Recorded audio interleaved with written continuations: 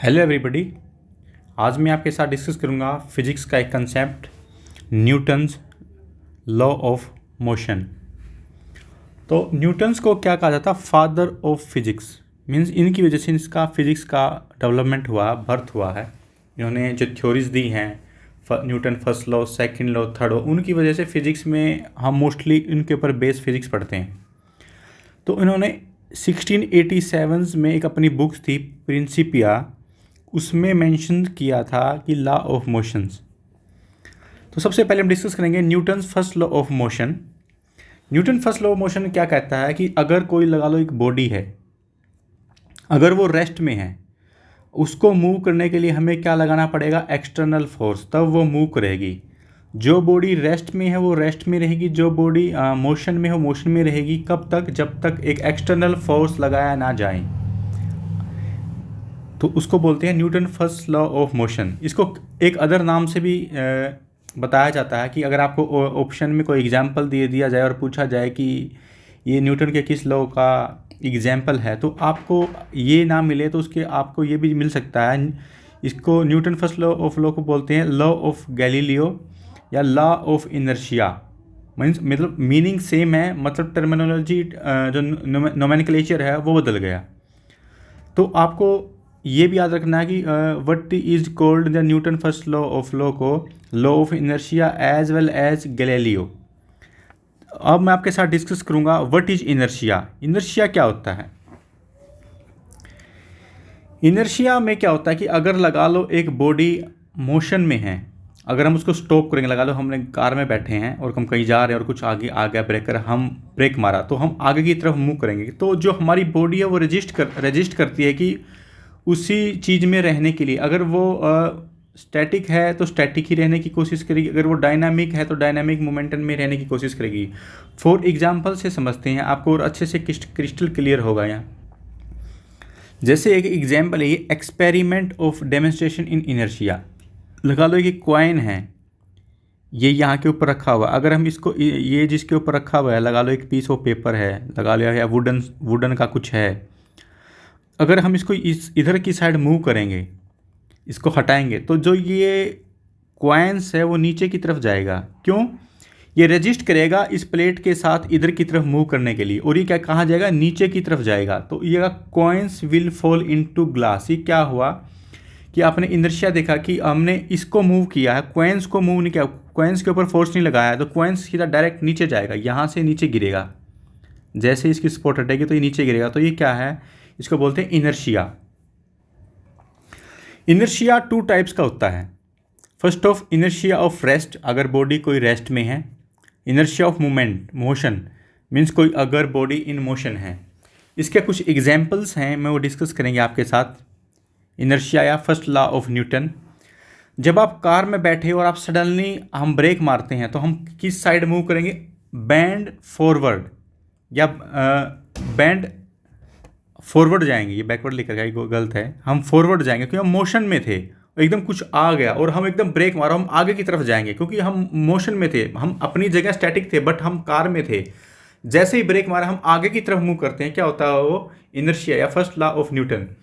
For example when we are running horse, हम running घोड़े के ऊपर दौड़ते हुए घोड़े के ऊपर बैठे, जैसे ही घोड़ा स्टॉप होगा तो हम नीचे आगे की तरफ क्या करेंगे? झुकेंगे या गिरेंगे, मतलब आगे की तरफ मूव करेंगे। तो ये क्या इनर्शिया का एग्जाम्पल है। फॉर एग्जाम्पल आप एक कोट लीजिए या ब्लैंकेट लीजिए, उसको किसी स्टिक के साथ बीट करेंगे और डस्ट पार्टिकल क्या है? पहले स्टैटिक मोशन में थे, जैसे ही हमने स्टिक के साथ बीट किया वो क्या हो जाएंगे? वहाँ से रिमूव हो जाएंगे और वो क्या होंगे? मूवमेंट में आ जाएंगे, मोशन में आएंगे, because of the application of force. तो फर्स्ट लॉ ऑफ न्यूटन क्या कहता है? हमें फोर्स के बारे में डिफाइन करता है कि हम जैसे ही फोर्स लगाएंगे किसी ऑब्जेक्ट के ऊपर वो मूव करेगी। अगर वो मूविंग डायरेक्शन में अगर फोर्स लगाएंगे तो वो मूव करेगी, अगर हम उसको स्टॉप डायरेक्शन में, अपोजिट डायरेक्शन में लगाएंगे तो वो रुकेगी। तो ये था हमारा न्यूटन का फर्स्ट लॉ। फॉर एग्जांपल ये एक और मैं अच्छे से 3D डायग्राम में आपको दिखाता हूँ। जैसे ये फुटबॉल है, ये क्या रेस्ट पोजीशन में है, स्टैटिक है, ये नहीं मूव करेगी अपने आप, तब तक इसके ऊपर एक्सटर्नल फोर्स नहीं लगेगा। जैसे ही हमने एक्सटर्नल फोर्स लगाया, विंड का फोर्स लगा लो या हमने इसका लेग से किक किया, तो ये मोमेंटम में आएगी, ये मोशन में आएगी। तो इसके पीछे रीजन क्या था कि हमने इसको फोर्स लगाया। तो न्यूटन का फर्स्ट लॉ एक बोलता है कि कोई भी बॉडी अगर स्टैटिक पोजीशन में या रेस्ट में है तो रेस्ट में रहेगी, या मोशन में है तो मोशन में रहेगी, जब तक उसके ऊपर फोर्स, एक्सटर्नल फोर्स ना लगाया जाए। फॉर एग्जांपल, ये बॉल थोड़ी सी आगे जाके रुक जाती है, हमने किक मारा, क्यों रुकी? ये होता है फ्रिक्शन के कारण इसके ऊपर अपोजिट डायरेक्शन में वो क्या लगा, फ्रिक्शन को हिंदी में घर्षण भी बोलते हैं, वो लगा और उसके कारण वो रुकेगी। फ्रिक्शन के कारण हमारी बॉडी जो है टेंड टू स्टैटिक रेजिस्ट करेगी मूव करने के लिए, तो फ्रिक्शन के कारण ये थोड़ी टाइम के बाद रुक जाती है आफ्टर किक ए बॉल। तो एक रीजन था। सेकंड है, मैं आपके साथ पहले डिस्कस करता हूँ, कुछ टर्मिनोलॉजी है, उसके बाद न्यूटन सेकंड लॉ आपको अच्छे से डिटेल में समझ में आएगा कि फोर्स क्या होता है। फोर्स का मतलब होता है कि कोई भी बॉडी जिस पोजीशन में है, या हमें उसकी डायरेक्शन चेंज करनी है या मोशन चेंज करना, तो हमें उसके ऊपर क्या लगाना पड़ेगा? फोर्स। फोर्स बोले तो ये लगा लो कि 50 न्यूटन लगा लो, इतना फोर्स हमने अप्लाई किया, उतनी ही स्पीड से वो जाएगी जितना हम उसके ऊपर फोर्स अप्लाई करेंगे। जैसे हमने पुश किया या पुल किया किसी स्ट्रिंग को या कोयल को, तो क्या हमने लगाया? उसके ऊपर फोर्स लगाया। फोर्स का मतलब हमने उसको कितना प्रेशराइज किया या कितना मूव करने के लिए कितना जोर दिया उस चीज़ को मूव करने के लिए। मोमेंटम क्या होता है? मोमेंटम होता है अमाउंट या quantity of the motion content in a body, तो इसको बोलते हैं मास इनटू वेलोसिटी। मोमेंटम होता है मास इनटू वेलोसिटी, कितनी वेलोसिटी के साथ जाएगी। लगा लो कि 10 kg का मास है, 10 kg का ये, अगर इसकी वेलोसिटी 2 kg है, 2 किलोमीटर पर आ रहा है, इसकी 3 किलोमीटर पर आ रहा है, मतलब इसकी स्पीड ज़्यादा है, क्योंकि ये दोनों तो सेम स्टैटिक है। तो हमें क्या पता है? मोमेंटम के बारे में पता चलता है कि इसमें यह क्या है कि वेक्टर क्वांटिटी है। वेक्टर का मतलब क्या होता है कि मैग्नीट्यूड प्लस हमें डायरेक्शन का पता हो। जैसे फोर्स है, फोर्स क्या है? स्केलर क्वांटिटी है। स्केलर का मतलब क्या है कि हमें ये पता है कि हमने कितना फोर्स लगाया, 550 न्यूटन। बट मोमेंटम क्या है कि हमने किस डायरेक्शन में फोर्स लगाया, उसकी डायरेक्शन भी पता होती है, तो ये क्या होगी? वेक्टर क्वांटिटी होगी मोमेंटम। तो force is a scalar quantity and momentum is a vector quantity. तो अब डिस्कस करेंगे हम न्यूटन का सेकंड लॉ ऑफ मोशन। तो इसमें क्या होता है कि rate of change of momentum is directly proportional to force, मतलब रेट ऑफ चेंज ऑफ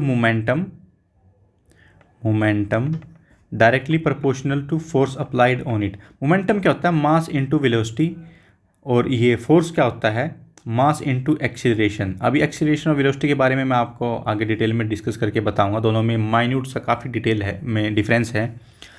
तो इसका सेकंड लॉ में क्या होता है? Magnitude strength of the force, कि कितने का हमें फोर्स लगाया, लगा लो 50 न्यूटन का, हमें डायरेक्शन नहीं पता कि हमें कितनी डायरेक्शन में लगाया है या कैसे लगाया है, तो उसको बोलते हैं स्केलर क्वांटिटी।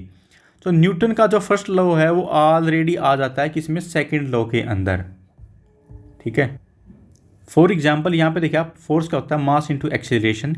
ये फोर्स लगा लो हमने लगाया 50 न्यूटन, और एक्सीलरेशन कितना हुआ? 10 किलोमीटर पर आवर। ये इसकी स्पीड लगा लो एक्सीलरेशन की, तो कितना हो गया फोर्स? 50 into 10, 500 Newton. तो ये हो गया ना फोर्स। तो हमें पता चला कि फोर्स क्या होता है? मास इनटू एक्सीलरेशन। हमें किसके द्वारा पता चलता है? न्यूटन के सेकंड लॉ ऑफ मोशन के द्वारा। तो एक एग्जांपल में पूछा जाता है कि हमें फोर्स कैसे आइडेंटिफाई होगा? न्यूटन के सेकंड लॉ से। अब डिस्कस करेंगे न्यूटन का थर्ड लॉ। न्यूटन का थर्ड लॉ क्या बोलता है? To every action there is equal and opposite reaction. For example, लगा लो ये एक स्विमर है, इसने फोर्स यहाँ लगाया बैक साइड में, कहाँ जाएगी? आगे की तरफ। क्यों? जिस डायरेक्शन में हम फोर्स लगाते हैं उसके अपोजिट डायरेक्शन में हमारी मूवमेंट होती है। फॉर एग्जांपल, ये रॉकेट लॉन्च करते हैं, यहाँ थ्रस्टर होते हैं, गैसेस निकलती हैं, ये नीचे जितना फोर्स मारेंगे ना उतना ही ऊपर की तरफ जाएंगी। जो रॉकेट लॉन्च करते हैं ना, तो ये थ्रस्टर होते हैं, नीचे की तरफ पूरी गैस मारते हैं, मतलब पूरा प्रेशर क्रिएट करते हैं। सॉलिड फ्यूल, लिक्विड फ्यूल, जैसे भी फ्यूल होते हैं उनसे बर्न करके एनर्जी नीचे की तरफ, ताकि ऊपर की तरफ जाए। फॉर एग्जाम्पल, ये लगा लो कि बॉल है, अगर आपने धीरे से मारा नीचे की तरफ फ्लोर पे, तो ये धीरे की तरफ ऊपर की तरफ आएगी। जैसे ही आप ज़्यादा फोर्स लगाओगे ना नीचे की तरफ, ये उतना ही ऊपर की तरफ बाउंस करेगी। तो इससे हमें क्या पता चला कि जब हम जितना फोर्स नीचे की तरफ लगाएंगे उतना ही हमें हमारे ऊपर लगेगा, ठीक है। तो ये थे Newton third law, to every action equal and opposite reaction. उतना ही लगेगा। जैसे फोर्स लगा लो, हमने एक ये वॉल है, हमने इसके ऊपर फोर्स लगा 50 न्यूटन, ये वॉल भी अगर ये मूव नहीं हिली ना, फिर भी हमारे ऊपर कितना फोर्स लगा रही है, 50 न्यूटन अपोजिट डायरेक्शन में लगा रही है। समझ रहे हो? तो हम जितना फोर्स कहीं लगाएंगे उतना ही हमारे ऊपर लगेगा। फॉर एग्जाम्पल जैसे रिकॉइल ऑफ गन, हम शूटर जो होते हैं गन से ट्रिगर दबाते हैं, जैसे ही गन वहाँ से निकलेगी तो हमारा जो शोल्डर होता है उस पर हमें थोड़ा सा थर्स्ट फील होता है, झटका लगता है शोल्डर के ऊपर। तो इससे क्या है कि न्यूटन का थर्ड लॉ ये बोलता है कि तभी हम अपने शोल्डर पे लगा के क्रैक वो लगाते हैं शॉटगन। इसका एग्जांपल मैं आपसे अच्छा सा देता हूँ कि आप जो नेल है जब तक नहीं मतलब कहीं लगा सकते तब तक कोई सपोर्ट सिस्टम ना हो, तो फिक्स करने के लिए नेल के लिए हमें क्या जरूरत पड़ेगी? सपोर्ट की। सस्पेंडेड में हम कभी भी नहीं लगा सकते नेल को वुडन फ्रेम में। आप देखोगे अगर वुडन फ्रेम को लटका दिया जाए एयर में, अगर हम नेल गाड़ें तो नहीं लगेगा उसमें। उसके पीछे रीज़न क्या है कि उसको भी कुछ अपोजिट डायरेक्शन में फोर्स लगाने के लिए क्या चाहिए? सरफेस लगा लो, उसके लिए उतना उसको सपोर्ट सिस्टम चाहिए। फॉर एग्जांपल स्विमिंग, मैंने आपको एग्जांपल बताया, जैसे ही हम अपने हैंड या उसका लेग का जितना प्रेशर पीछे की तरफ मारेंगे उतनी हम आगे की तरफ मूव करेंगे। जिसके लेग्स एंड आर्म्स लंबे होते हैं ना, वो ज़्यादा स्विमिंग अच्छे से करता है, उसकी स्पीड उतनी ज़्यादा होती है, उसका हमें बेनिफिट मिलता है। जैसे मोशन ऑफ रॉकेट लॉन्च करते हैं तो नीचे की तरफ थ्रस्टर पुश करते हैं गैस से और हम ऊपर की तरफ जाते हैं।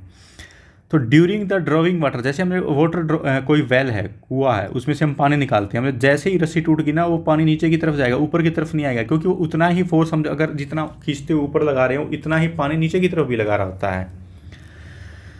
तो ये थे कुछ एग्जाम्पल न्यूटन थर्ड लॉ के। अब मैं आपको फाइनली तीनों का एक अच्छे से जल्दी बता देता हूँ। फर्स्ट लॉ में हमने क्या डिस्कस किया था? अगर हम कोई भी बॉडी अगर रेस्ट में है या इन मोशन में है, उसकी टेंडेंसी को चेंज करने के लिए, उसकी मूवमेंट को चेंज करने के लिए हमें क्या लगाना पड़ेगा? फोर्स। सेकंड फोर्स क्या बोलता है कि force is equal to mass into acceleration. तो हमें ये पता चलता है कि हमें फोर्स कितना फोर्स लगाया है, सेकंड न्यूटन लॉ से पता चलता है। थर्ड लॉ में क्या होता है? To every equal action equal and opposite reaction. लगा लो कि स्पोर्ट्समैन है, जितना ये इसके ऊपर फोर्स लगाएगी, ये इतना उसको टैकल करने के लिए उतना ही डिफेंस में इतना फोर्स लगाएगी, अगर ये उतना ही नहीं लगाएगी तो ये जीत जाएगी। तो ये था आज का एक न्यूटन के थर्ड लॉ मैंने डिस्कस किया। I hope you like this session. Thank you.